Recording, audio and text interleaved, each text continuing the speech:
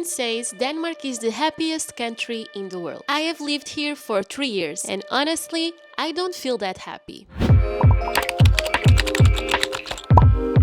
Hi everyone and welcome back to the channel. I'm Joanna, I'm from Portugal and this November I'm celebrating 3 years of calling Denmark my home, which still feels unreal. I've made videos before about what I've learned and what surprised me here. But today I want to share something different and a bit more personal and honest with you. Because as much as I love this country, it hasn't always been easy. So I will open up about the hard parts, the moments of frustration, doubt, loneliness and the invisible weight of starting over in a new country. And we'll start with the one that has probably been the most frustrating one for me so far. Finding a job in HR, my area struggle. This has been one of the toughest things. Back in Portugal, I had a strong career, worked with amazing tech companies, had real experience and confidence in what I was doing. But here, it often feels like none of that matters. It's like starting all over again. I mean, it really is, but sometimes I feel like I need to prove myself from zero, prove that I know what I'm doing,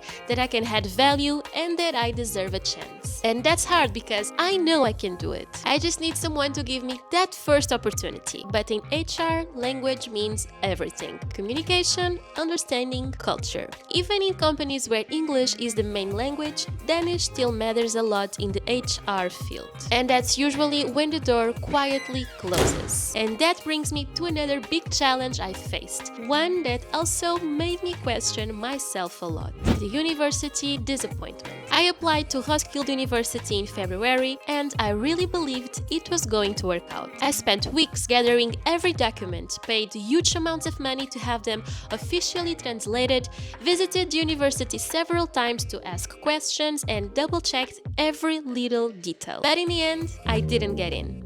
Not because I wasn't qualified, but because of a misunderstanding in one of the documents. Maybe the translation wasn't clear, maybe I misunderstood something, it felt unfair, because I worked so hard for it. But it also reminded me how hard it is to live in a country where sometimes you don't fully understand the system. And one small mistake can completely change the outcome. And that's when I started to realize something even deeper, that sometimes the hardest part isn't what's happening around you, but what's happening inside of you. And that's when the real pressure begins, the pressure to adapt. This one is hard to explain because it's something I feel almost every day. It's that invisible pressure to fully adapt, to blend in, to stop feeling like I'm the foreigner. Sometimes I feel like I should already speak perfect Danish, know every train line by heart, understand the cultural jokes, know who every Danish politician is, and basically have everything figured out by now, but I don't. It's not that people here make me feel that way, but it's something that comes from me, from wanting to belong here so badly that sometimes I forget to be kind to myself. There are days when I compare myself to people who were born here and I forget that I'm living in another country with a different language, in another culture, building everything from scratch. And I have to stop and remind myself, I'm doing fine. I've built a home, I've learned so much, I've adapted in more ways than I realize. But still, that invisible pressure is real and hurts. The language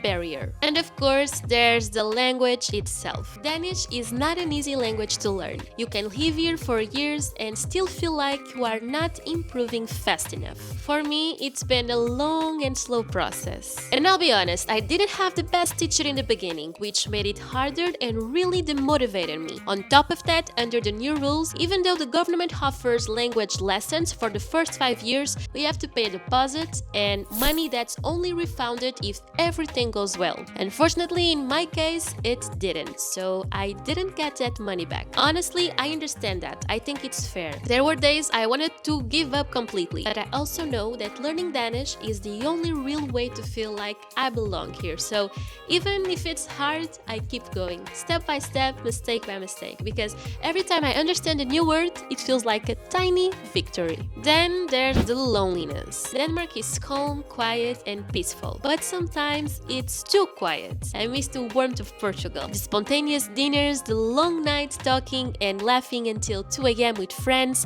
the feeling that you can just show up and be welcomed right away. Here, everything has to be planned weeks in advance. People are kind, but private. Friendships take time, and winter makes everything feel even slower. There are days when I miss that feeling of belonging everywhere, and even though I have good friends here, it's not the same, at least for now. But yeah, I think that's part of the process, but still, it's hard sometimes. The healthcare gap. When I get sick here, I feel vulnerable in a completely different way. It's already hard enough to feel unwell, but it's even harder when you have to explain how you feel in a language that isn't your own. Sometimes I don't even know how to describe my symptoms in detail, or I worry that the doctor won't fully understand what I mean or will misunderstand something. Also, in Portugal, if you feel sick, you can usually see a doctor pretty fast. Here, it's not quite like that. Getting an appointment with your family doctor can take days, sometimes even weeks. You don't really want to go to the hospital for something small like a flu because they'll just tell you to rest, drink some tea and wait it out. But sometimes it's a bad one, a bad flu, and you just need proper medicine right away. So you end up staying home, feeling sick, tired and unsure of what to do. It's not that the system is bad, it's just very different from what I was used to. And when you come from a place where you are seen and cared quickly, it takes time to get used to that change. Everyday mistakes and harsh lessons. Like that time I parked my car 6 meters from a curve, which back in Portugal you have been completely okay, but in Denmark the rule says you need to leave at least 10 meters of distance. I had no idea until I found a fine for 700 Danish kroner waiting on my windshield. I know, it sounds small, but it taught me a lot.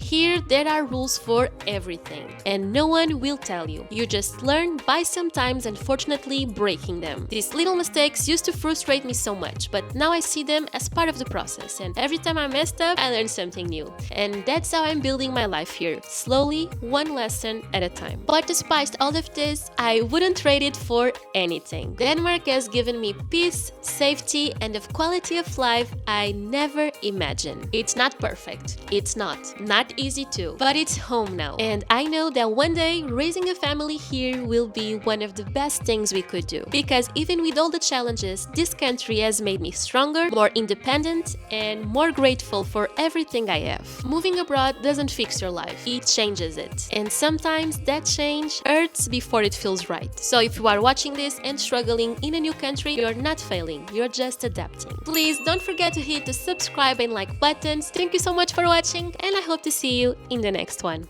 Bye!